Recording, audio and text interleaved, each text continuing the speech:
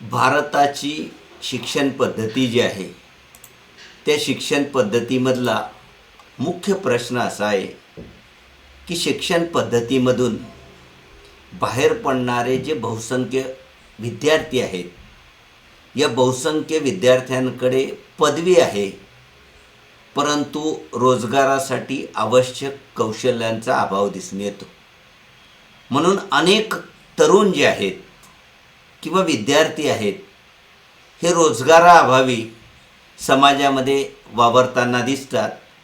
आणि हीच भारतीय शिक्षण पद्धतीमधली उणीव लक्षात घेऊन राष्ट्रीय शैक्षणिक धोरण 2020 नुसार विद्यार्थ्यांना फक्त वर्ग अध्यापन नव्हे, कारण यापूर्वीच्या शैक्षणिक धोरणामध्ये वर्ग अध्यापनाला अतिमहत्त्व दिलं होतं, परंतु राष्ट्रीय शैक्षणिक धोरण 2020 नुसार वर्ग अध्यापनासोबत अनुभवात्मक शिक्षण जे आहे ते अनुभवात्मक शिक्षण उपलब्ध करून देण्याच्या दृष्टिकोनातून विद्यार्थ्यांना संधी उपलब्ध करून देण्यासाठी ऑन जॉब ट्रेनिंग, इंटर्नशिप आणि फील्ड वर्क जो आहे तो फील्ड वर्कचा अभ्यासक्रमामध्ये समावेश जो आहे तो समावेश केलेला आहे. कारण OJTच्या माध्यमातून, इंटर्नशिपच्या माध्यमातून विद्यार्थ्यांमध्ये रोजगारासाठी आवश्यक कौशल्य जे आहे ते कौशल्य विकसित करण्याचा प्रयत्न जो आहे तो प्रयत्न केला जात आहे. कारण विद्यार्थ्यांच्या व्यक्तिमत्त्वाचा शाश्वत विकास घडवून आणायचा असेल तर त्यांना वर्ग अध्यापनासोबत अनुभवात्मक शिक्षण किंवा रोजगारासाठी आवश्यक असलेली कौशल्य शिकवणं आवश्यक आहे. म्हणून राष्ट्रीय शैक्षणिक धोरण 2020 नुसार सर्व पदवीपूर्ण अभ्यासक्रमामध्ये ऑन जॉब ट्रेनिंग, इंटर्नशिप किंवा फील्ड वर्क जे आहे त्या फील्ड वर्कचा समावेश जो आहे तो फील्ड वर्कचा समावेश हा केलेला आहे. तर ऑन जॉब ट्रेनिंग किंवा फील्ड वर्क म्हणजे नेमकं काय, तर याच्याबद्दलची आपण माहिती लक्षात घेऊ. OJT किंवा ऑन जॉब ट्रेनिंग म्हणजे विद्यार्थ्यांना व्यावसायिक कौशल्य, म्हणजे पदवी घेतल्यानंतर समाजामध्ये रोजगार मिळण्यासाठी विद्यार्थ्यांकडे व्यावसायिक कौशल्य असणे आवश्यक आहे. व्यावसायिक कौशल्य किंवा ज्ञान प्रदान करण्यासाठी वर्ग अध्यापनाऐवजी अनुभवी सहकारी असतील, पर्यवेक्षक असतील की ज्यांच्या मार्गदर्शनाखाली प्रत्यक्ष कामाच्या ठिकाणी, म्हणजे वर्गामध्ये नव्हे, महाविद्यालयाच्या परिसरात नव्हे, तर ज्या ठिकाणी प्रत्यक्ष रोजगार चालतो अशा रोजगाराच्या प्रत्यक्ष कामाच्या ठिकाणी व्यावसायिक कौशल्य आणि ज्ञान प्रदान करण्याची जी पद्धत आहे त्याला ऑन जॉब ट्रेनिंग असं म्हणतात. याचा अर्थ ऑन जॉब ट्रेनिंग म्हणजे काय, तर शिक्षण घेता घेता शिक्षणासोबत व्यावसायिक अनुभव देखील घेणं. कारण समाजामध्ये जी वेगवेगळी कार्य चालतात या कार्य करण्याच्या नेमक्या पद्धती कशा आहेत किंवा रोजगारासाठी आवश्यक कौशल्य कोणकोणती आहेत हे शिकण्यासाठी त्यांना महाविद्यालयाबाहेर प्रत्यक्ष फील्डमध्ये पाठवण्याची जी पद्धत आहे त्या पद्धतीला ऑन जॉब ट्रेनिंग असं म्हटलं जातं. कारण ऑन जॉब ट्रेनिंगच्या माध्यमातून महाविद्यालया म्हणजे पदवीच्या साधारणतः दुसऱ्या वर्षाला असणारे जे विद्यार्थी आहेत या विद्यार्थ्यांना वेगवेगळ्या सरकारी असतील, खाजगी असतील, काही सहकारी असतील किंवा औद्योगिक प्रतिष्ठानं असतील, स्वयंसेवी संस्था असतील, यांच्यामध्ये त्यांना रोजगारासाठी किंवा कामासाठी पाठवायचं. कारण जेणेकरून वर्गामध्ये, महाविद्यालयामध्ये जे सैद्धांतिक ज्ञान त्यांनी घेतलेलं आहे त्या ज्ञानाचा अनुभवात्मक ज्ञानामध्ये रूपांतर करण्यासाठी किंवा सैद्धांतिक ज्ञानाच्या माध्यमातून अनुभवात्मक शिक्षण घेऊन त्यांची रोजगार क्षमता जी आहे ती रोजगार क्षमता वाढवण्यासाठी ऑन जॉब ट्रेनिंग जे आहे ते ऑन जॉब ट्रेनिंग हे दिलं जातं. कारण पूर्वीच्या शैक्षणिक धोरणामध्ये विद्यार्थ्यांमध्ये सैद्धांतिक ज्ञान होतं, परंतु अनुभवात्मक शिक्षणाचा अभाव होता. आणि मग विद्यार्थ्यांना अनुभवात्मक शिक्षण प्राप्त करून देण्याच्या दृष्टिकोनातून ऑन जॉब ट्रेनिंगचा प्रोग्राम जो आहे तो ऑन जॉब ट्रेनिंगचा प्रोग्राम या ठिकाणी अंमलात आणलेला आहे. जॉब ट्रेनिंगचे उद्देश काय आहेत, तर उत्तर महाराष्ट्र विद्यापीठाने ऑनलाईन ट्रेनिंगचे पुढील उद्देश जे आहेत ते पुढील उद्देश त्या ठिकाणी सांगितले आहेत. त्याच्यामध्ये पहिला उद्देश आहे प्रत्यक्ष कामाच्या वातावरणाचा व्यावहारिक अनुभव हा विद्यार्थ्यांना उपलब्ध करून देणं. तसंच त्यांनी जे वर्गामध्ये सैद्धांतिक ज्ञानेश घेतलेला आहे या सैद्धांतिक ज्ञानाचा व्यावहारिक उपयोग करण्यासाठी त्यांना प्रोत्साहन देणं. तसंच विद्यार्थ्यांच्या रोजगाराशी संबंधित कौशल्य किंवा अनुभवांनी त्यांना सुसज्ज बनवणं आणि त्यांना भविष्यात येणाऱ्या रोजगारासाठी तयार करणं. तसंच विद्यार्थ्यांमध्ये शैक्षणिक आणि व्यावसायिक कौशल्य आहेत या कौशल्यांमध्ये वाढ घडवून आणणं. तसंच विद्यार्थ्यांना अभ्यासक्रमाला पूरक असलेले प्रत्यक्ष अनुभवाद्वारे व्यावसायिक कॅरियर सुरू करण्याची एक संधी प्रदान करणं. तर या पद्धतीने ऑन जॉब ट्रेनिंग जे आहेत ते ऑन जॉब ट्रेनिंगचे उद्देश जे आहेत ते उद्देश सांगता येतात. आता ऑन जॉब ट्रेनिंगचे प्रकार काय आहेत तर ऑन जॉब ट्रेनिंगमध्ये साधारणतः सरकारी कार्यालय, खाजगी कार्यालय, गैरसरकारी संस्था, शिक्षण संस्था, रुग्णालय, व्यापार किंवा औद्योगिक प्रतिष्ठानामध्ये विद्यार्थ्यांना काम करण्याची त्या ठिकाणी संधी दिली जाते. हा प्रोग्राम साधारणतः इंटर्नशिप असेल ही 3ऱ्या किंवा 4थ्या सत्रामध्ये आयोजित केली जाऊ शकते. म्हणजे साधारणतः पदवीच्या 2ऱ्या वर्गाला जे विद्यार्थी आहेत त्या विद्यार्थ्यांना याच्यामध्ये भाग घेता येईल. साधारणतः हे ट्रेनिंग 5वं सत्र जे आहे ते 5वं सत्र सुरू होण्यापूर्वी हे ट्रेनिंग पूर्ण करणं आवश्यक आहे. म्हणजे 3ऱ्या आणि 4थ्या सत्राच्या शेवटीपर्यंत हे ट्रेनिंग पूर्ण झालं पाहिजे. तर साधारणतः विद्यार्थ्यांना दर आठवड्याला 2 तासासाठी कामाला पाठवू शकतात. तर साधारणतः एक सत्र 15 आठवड्याचं असतं आणि त्याच्यामध्ये साधारणतः 15 आठवड्यामध्ये 30 तास काम करून त्यांना क्रेडिट जे आहे ते क्रेडिट मिळवता येईल. साधारणतः हा जो पूर्ण कोर्स आहे हा पूर्ण कोर्स 4 क्रेडिटचा आहे. या 4 क्रेडिटसाठी 120 तास काम हे विद्यार्थ्यांना प्रत्यक्ष करायचं आहे आणि 120 तास काम केल्यानंतर त्यांना 60 तासामध्ये हा जो सेल्फ स्टडी रिपोर्ट जो आहे जे त्यांनी काम केलं त्या कामासंदर्भात त्यांना सेल्फ स्टडी रिपोर्ट सादर करायचा आहे. तर जवळपास 180 तास जे आहेत ते तास प्रत्येक विद्यार्थ्याला खर्च जे आहे ते खर्च करायचं आहे. आता OJTची जी अंमलबजावणी आहे या अंमलबजावणी संदर्भात कॉलेजने महाविद्यालयाने काय तयारी केली पाहिजे, पूर्वतयारी केली पाहिजे. तर OJTची अंमलबजावणी यंत्रणेसंदर्भात देखील गाईडलाईन दिलेली आहे. तर इंटर्नशिपसाठी याचं जे कार्यक्रम आहे या कार्यक्रमाचं पर्यवेक्षण करण्यासाठी एक शिक्षक नेमला पाहिजे. तसंच 2 विद्यार्थी समन्वयक जे आहे ते विद्यार्थी समन्वयक त्यांनी नियुक्त केले पाहिजे. तसंच OJTच्या कार्यक्रमाच्या अंमलबजावणीसाठी महाविद्यालयामध्ये एक समिती जी आहे ती समितीची स्थापना केली पाहिजे. तसंच कार्यक्रमाच्या अंमलबजावणीसाठी प्रत्येक विभागाने एक कृती आराखडा किंवा कृती योजना तयार करावी आणि या योजनेच्या माध्यमातून हा कार्यक्रम राबवला जावा.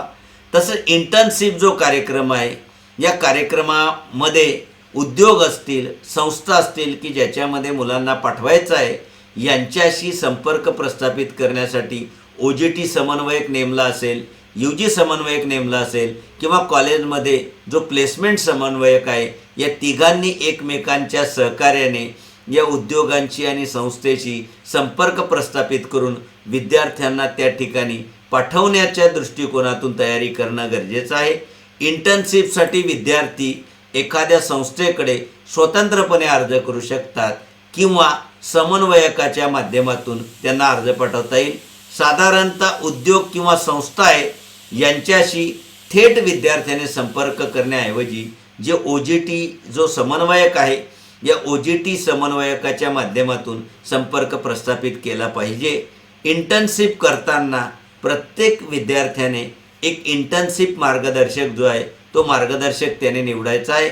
इंटर्नशिपची संस्थेकडून ऑफर मिळाल्यानंतर समन्वयक असेल, विद्यार्थ्याचा जो मार्गदर्शक आहे यांच्या सल्ल्याने महाविद्यालयाची परवानगी घेऊन महाविद्यालयाने तयार केलेल्या किंवा संस्थेने ज्यावेळेस त्याला वेळ दिलेला असेल त्या वेळापत्रकानुसार प्रत्येक विद्यार्थ्याने ज्या संस्थेमध्ये इंटर्नशिप करणार आहे या संस्थेच्या कार्यामध्ये सहभागी व्हावं. इंटर्नशिप पूर्ण झाल्यानंतर प्रत्येक विद्यार्थ्याने आपल्या कार्याचा जो अहवाल आहे, सेल्फ स्टडी रिपोर्ट जो आहे तो तयार करावा आणि या सेल्फ स्टडी रिपोर्टवर मार्गदर्शकाची स्वाक्षरी जी आहे ती स्वाक्षरी घ्यावी. तसंच विभागीय समन्वयक जे आहेत OGTचे यांनी संपूर्ण कागदपत्र जे आहेत ते संपूर्ण कागदपत्र या ठिकाणी आपल्याजवळ ठेवायचं आहे. तर साधारणतः OGTची जी मूल्यमापनाची जी पद्धत आहे, तर OGTचं जे मूल्यमापन आहे 2 प्रकारे होणार आहे. कारण हा 100 मार्काचा पेपर आहे. त्याच्यामध्ये 40 मार्क हे अंतर्गत मूल्यांकनासाठी आहे आणि बाह्य मूल्यांकनासाठी 60 मार्क दिलेले आहेत. तर साधारणतः अंतर्गत मूल्यमापन करण्यासाठी विद्यापीठाने 20 पॅरामीटर जे आहेत ते 20 पॅरामीटरची यादी दिलेली आहे. प्रत्येक पॅरामीटरला 2 मार्क आहेत. या पॅरामीटरचा वापर करून मार्गदर्शक आणि पर्यवेक्षक या दोघांनी सल्लामसलत करून विद्यापीठाने दिलेल्या पॅरामीटर्सनुसार 40 पैकी गुण द्यायचे आहेत. तसंच त्याच्यासोबत प्रत्येक विद्यार्थ्याने इंटर्नशिप पूर्ण केल्यानंतर एक पूर्णत्व प्रमाणपत्र आणि त्या संदर्भातला अहवाल जो आहे तो अहवाल समन्वयकाकडे सादर करावा. विद्यार्थी जे पूर्णत्व प्रमाणपत्र देणार आहे की मी इंटर्नशिप पूर्ण केली, या पूर्णत्व प्रमाणपत्रावर संबंधित संस्था म्हणजे ज्या ठिकाणी काम केलेलं आहे त्याच्या पर्यवेक्षकाची त्या ठिकाणी स्वाक्षरी असणं गरजेचं आहे. आणि हे जे OGTचं जे मूल्यमापन आहे हे साधारणतः 4थ्या सत्राची परीक्षा संपल्यानंतर 40 दिवसाच्या आत करणं बंधनकारक आहे. कारण शासनाच्या नियमानुसार विद्यापीठाला 45 दिवसाच्या आत निकाल लावणं बंधनकारक असतं. म्हणून OGT 40 दिवसात पूर्ण करून विद्यापीठाकडे त्याचे मार्क पाठवणं आवश्यक आहे. तर अंतर्गत मूल्यमापनासाठी या पद्धतीचा वापर करायचा आहे. बाह्य मूल्यमापनासाठी व्हायसा वाईज घ्यायचा आहे.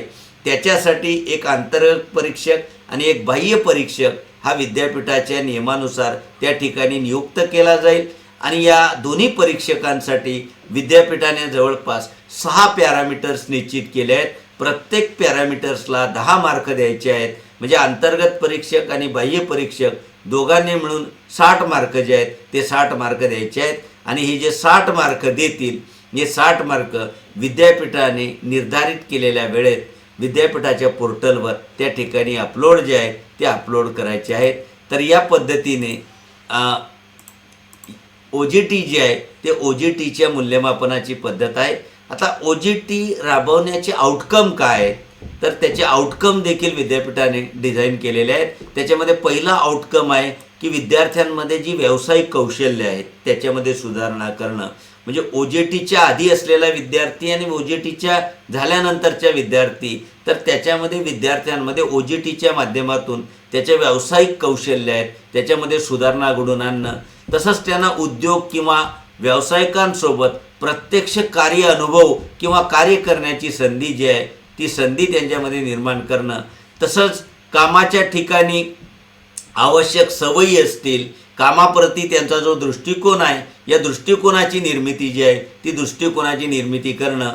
तसंच त्यांच्यामध्ये नोकरीच्या संधी वाढवणं किंवा संशोधन कौशल्य जे आहे ते संशोधन कौशल्य हे विकसित करणं.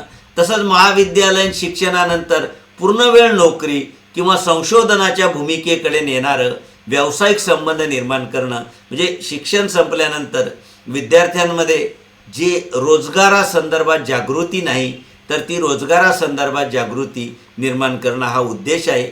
आणि पदवीधर होण्यापूर्वी आपल्या विषयामध्ये कोणकोणते कॅरियर्स आहेत, कोणकोणते मार्ग आहेत याचा शोध घेणं, या दृष्टिकोनातून अपेक्षित आउटकम जे आहे ते अपेक्षित आउटकम या ठिकाणी डिझाईन केले आहेत.